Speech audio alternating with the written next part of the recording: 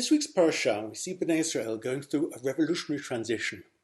At the beginning of the Parasha, they are still slaves, totally under the control of Pharaoh and their Egyptian masters.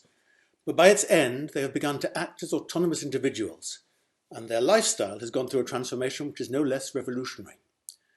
We can point to the exact moment when this transition begins to take place in two verses that appear side by side. We even know the exact date, the 15th day of the second month after their departure from the land of Egypt.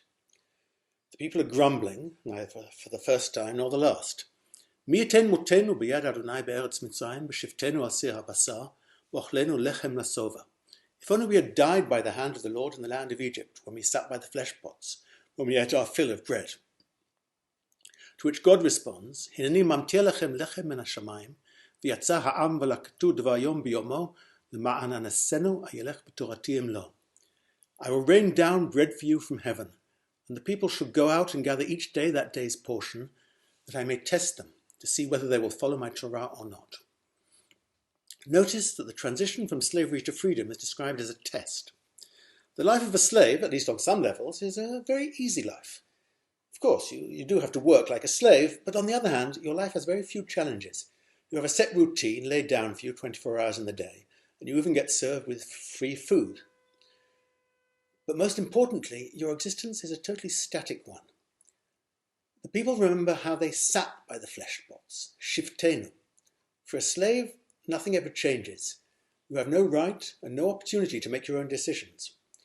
But for a free person, life is not like sitting, but walking. Hayelchu b'torati.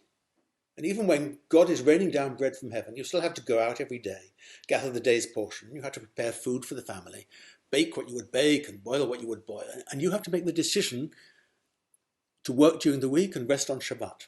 And with decisions come responsibility and challenges. And then there's another transition that the people go through with its own tests and challenges. This is the transition from a life of miraculous world-shaking events with the 10 plagues, the exodus from Egypt, the crossing of the Red Sea, to a life of daily routine, dvar yom b'yomo. And this transition causes something of a crisis. While they were slaves in Egypt, the people were believers. Moses and Aaron repeat all the words that the Lord had spoken to Moses, vaya'amen ha'am, the people believed.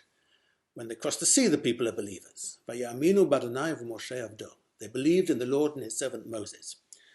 But after a few weeks of going out every morning, gathering the day's portion of manna, they suddenly become agnostics.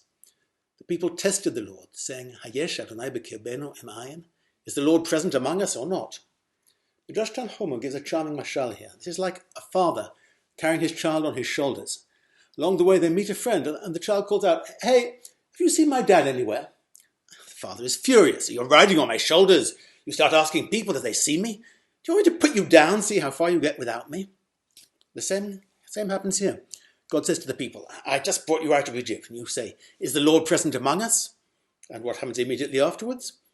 Amalek came and fought with Israel. In Midrashim like this one, Hazal are not aiming to accuse or criticize the generation that left Egypt, but to draw out a lesson for their own time, and of course it's a lesson for our time. I think the point of this Midrash is to remind us how easy it is during our everyday existence to lose sight of the presence of God. After the defeat of Amalek, Moses builds an altar and gives it the name Adonai Nissi. What does Nissi mean? See, this Hebrew root runs through the whole text of the Parasha in different forms with different meanings. It can mean test, it can mean escape or refuge, it can mean banner, and it can mean miracle. When Moses builds an altar and names it Adonai Nissi, he is summarizing all the lessons that Bnei Israel have learned since leaving Egypt, and the lessons that we can learn from the Parasha. God wants us to serve him, not as automata or slaves, but out of free choice, accepting the tests and challenges involved in living our own lives and making our own decisions.